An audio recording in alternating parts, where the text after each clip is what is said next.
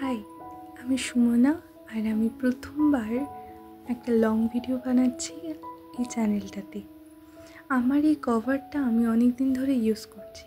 Flip কভারের ওপরে আমি আগে কাউকে কখনো কোনো কিছু ডিজাইন করতে দেখিনি, কিন্তু আমি আগে একবার এটা ডিজাইন করেছিলাম, কিন্তু সেইটা আমার খুব একটা ভালো লাগেনি।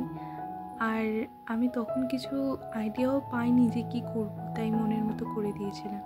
কিন্তু এইবারে প্রিন্টারেস্টে আমি বহুজনকে দেখেছি ফোন কভারে কলকা করতে, তাই আমি আমার এই ফ্লিপ কভারটাতেই কলকা করেছি।